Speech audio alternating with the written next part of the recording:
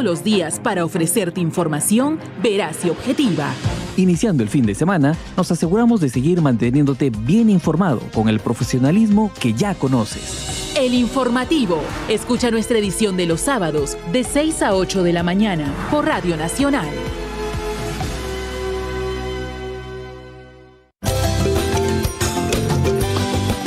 Radio Nacional, donde nadie más llega. Somos arte. Somos sabor. Somos historia y presente. Somos ritmo y creación. Esto es Somos Cultura.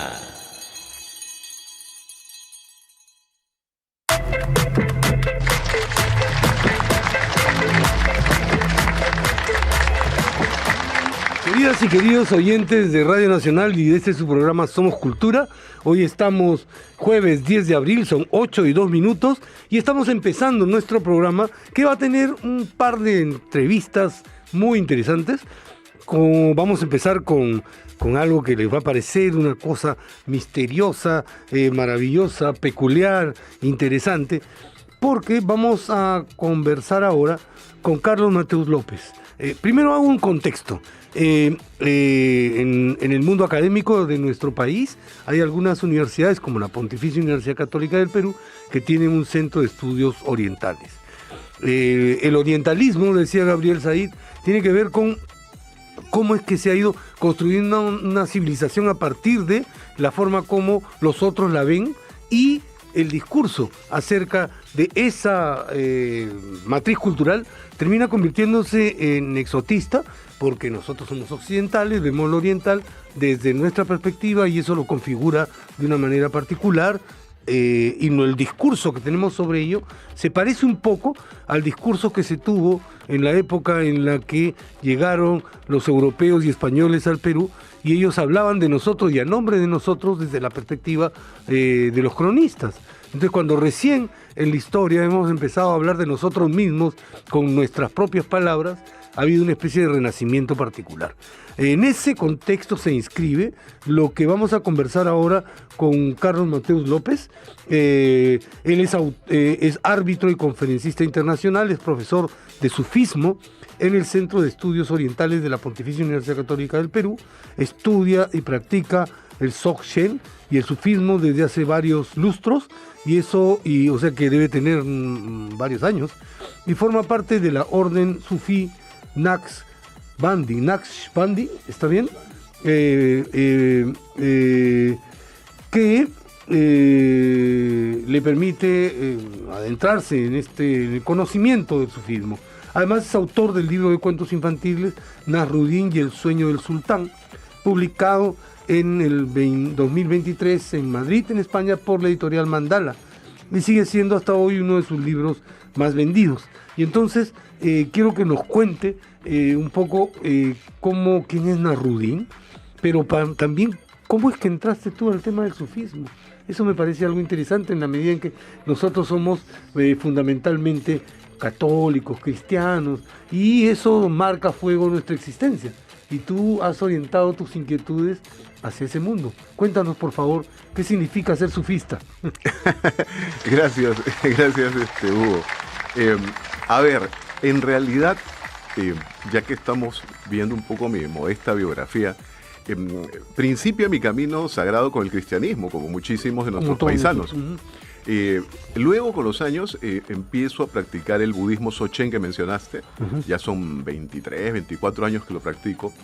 Y luego, lustros previos en ese camino durante la práctica budista, aparece el sufismo. El sufismo es la mística del Islam.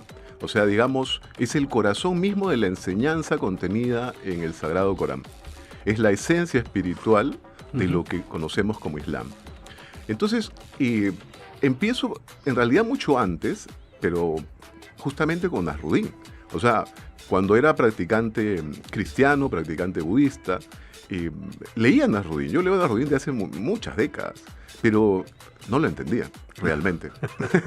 Simplemente me causaba risa, o sea, porque es muy gracioso, las historias son muy, muy chistosas. Nasruddin es un personaje que tiene...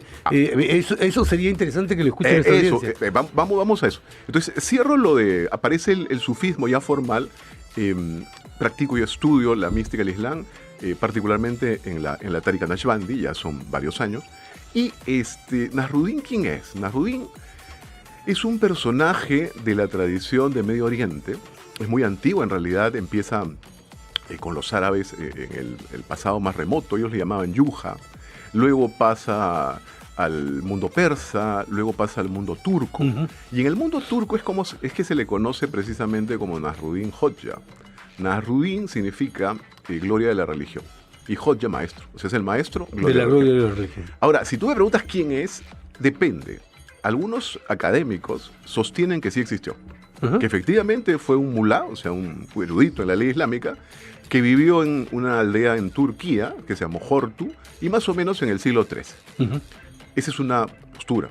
La otra postura es que nunca existió, que en realidad Nasruddin es una creación ficta, precisamente de los sufíes, para enseñar el camino del corazón, que es la mística islámica.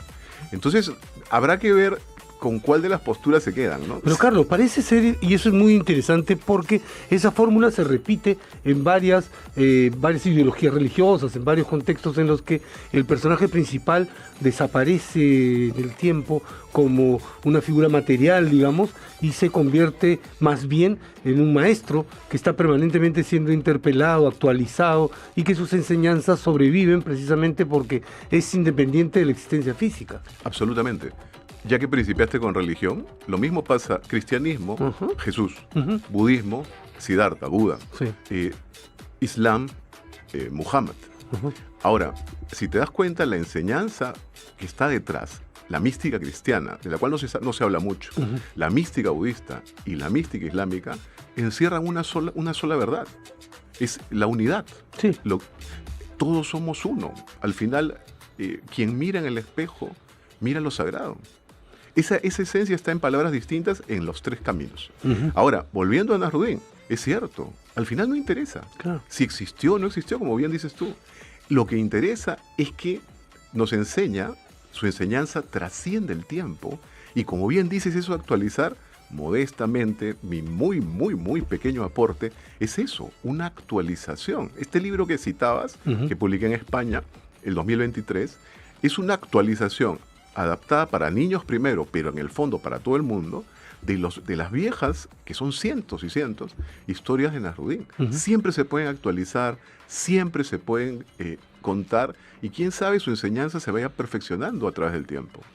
Y entonces hay un dúo constituido por ti, Óscar Mateos, y por Nasruddin, que se juntan en la vida cotidiana del ahora para hacer un taller. Cuéntanos un poco cuál es la metodología, cómo es que te apoyas en este extraordinario personaje y cómo es que el sufismo brota de esta relación. Magnífica pregunta y generosísimo de tu parte. A ver, en el Centro de Estudios Orientales estamos, a partir del 15 de mayo, vamos a impartir un taller que se llama Cuentos de Nasruddin, el arte de contar historias.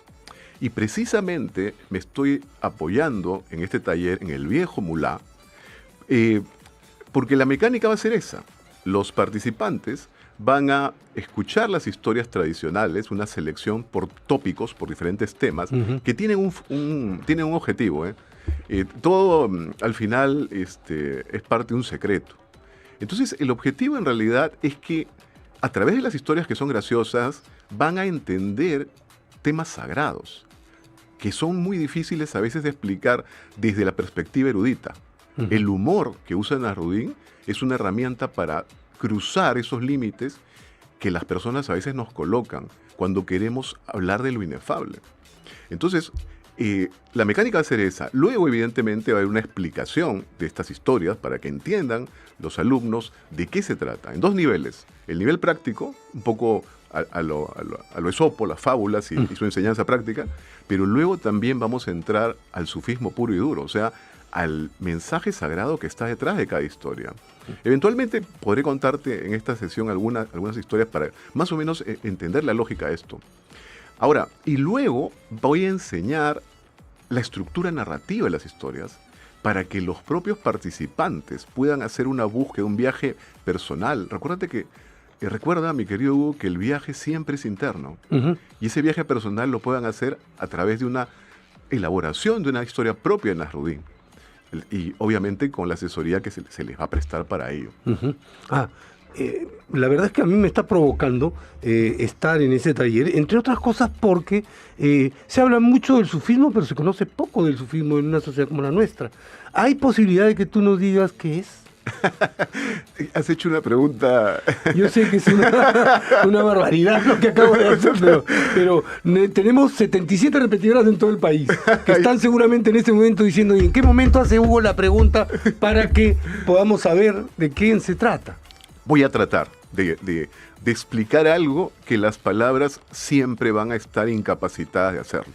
Sufismo, para entenderlo, hay que practicarlo. Pero bueno, voy a tratar de hacerlo de manera simple. El Islam, como religión y como camino sagrado, así como el cristianismo, como el budismo, tiene una serie, digamos, de ritos que conocen sus practicantes. Por ejemplo, para usar de baremo el cristianismo, tú sabes que los cristianos, católicos por ejemplo, tienen que ir a cumplir ciertos sacramentos, tienen que ir a la iglesia, se confiesan, etc. Pero detrás de todas esas prácticas formales, buscan, esto es lo que en realidad el viejo Jesús, Isa, perseguía, buscan la comprensión y la internalización de cierta verdad, de esa verdad, de aquello sagrado, de esa esencia de lo que a veces solemos llamar como Dios. Igual existe en el Islam. En el Islam también se tiene una serie de fundamentos, llamémosle pilares, ¿no? En el Islam está la oración, que se hace varias veces al día, hay que ir a la Meca una vez en la vida por lo menos, etc. Pero todas esas prácticas como el cristianismo persiguen ese mundo interior, esa percepción de lo sagrado que está detrás. El sufismo es eso. El sufismo es lo esotérico, o sea, en el sentido de esoteropsicos, lo más interno, el corazón del Islam, o si quieres, el Islam del corazón. Eso es sufismo, pero para entenderlo, más allá de mis modestas palabras, habría que practicarlo. Y si tú me preguntas, ¿cómo se practica? Lo sintetizo. Por si acaso hay variantes en las tarikas, La tarika Naqshbandi es una, pero existen otras tarikas sufíes. Sin embargo, la esencia es la misma. Entonces, el sufismo se practica a través de, para hacerlo simple, así como en el budismo, que es más conocido y por eso principio con ello. Así como en el budismo, por ejemplo, existen los mantras, en los cuales las personas, para entrar en ese estado de conciencia, en ese silencio de la mente, utilizan la repetición de una palabra. Una vibración, un sonido. Exactamente. Por ejemplo, Om Mani Padme Hum, y repiten, hasta que entran en ese estado en el cual la mente el ruido de la mente se apaga. En el sufismo se hace algo parecido. Solo que, claro, se repiten aleyas coránicas. Claro. Entonces, por ejemplo, la ilaha illallah, ¿no? Que significa que solo existe Dios, o sea, que Dios es uno. Y esa repetición va a lograr el mismo efecto. En un punto del tiempo desaparece el yo. En árabe se dice el nafs, el ego. Y entonces te das cuenta, percibes, por eso te digo, es práctica, que hay algo que ya no eres tú. Desaparece tu ego. Entonces, esa es parte de la práctica que creo sería la más fácil de comprender. Pero también la más compleja y, por otro lado, a partir de lo que acabas de decir, la que nos hermana como culturas y como feligreses de determinadas creencias. Estaba pensando en el Islam, en el Corán, en la característica del Corán como, más bien, decía Borges, creo, que era casi un libro prescriptivo de cómo había que portarse en la vida para que esta vida sea llevadera, para que tengamos una buena relación con los otros. En el budismo está el tema de la compasión como uno de los elementos fundamentales, y en el sufismo, lo que acabas de decir, tiene muchísimo que ver también con una especie de autoconvencimiento a través de este tipo de manifestaciones que hacen posible que renunciemos a nosotros mismos para vincularnos con la divinidad, ¿no es cierto? Y en el taller, ¿ese es algo que vas a propiciar entre tus estudiantes? Así es, así es. Sufismo es teoría, es teuros y también es praxis. Entonces, si bien el taller es de cuentos, vamos a hacer un módulo en que les voy a enseñar en un par de horas la esencia del sufismo, pero también a través de son 10 sesiones de 2 horas cada una. A través de esas sesiones voy a enseñarles herramientas prácticas. A ver, el mundo de hoy está lleno de ruido, está lleno de caos. Las personas están absorbidas en una egolatría viciosa. El mundo actual, además, se ha apartado de lo sagrado. Esos quizás sean grandes defectos, si queremos llamarlos así, de este grupo humano que vive hoy en día. El sufismo, lo que hace, esta práctica que he tratado de escribir, lo que hace es encontrar esa paz de la mente. El sufismo es un camino de la felicidad. Así como de repente les es más conocido, digamos, la perorata budista. A través de la meditación vas a alcanzar esa felicidad. Claro, lo que pasa es que en el sufismo se hace lo mismo. La práctica sufí persigue esa felicidad. ¿Pero qué es esa felicidad? La felicidad al final es eliminar el ego. Lo que pasa es que si uno está viviendo a partir de su ego, está sometido a las inclemencias de la vida. Sí. Está sometido a las inclemencias de la vida. Cuando tú logres eliminar el nafs, ¿no? Entonces vas a tener una percepción totalmente diferente de la vida. Por eso decía hace un rato, es un viaje interior. Y eso tiene ciertas prácticas que enseñaré de manera esencial para que las personas las puedan usar en su vida diaria. Te digo algo más. El sufismo, dicen grandes aulillas o amigos de Dios, es decencia. El sufismo es comportamiento adecuado, ¿no? Si te das cuenta hoy en día, las personas quieren hacer lo que les viene en gana.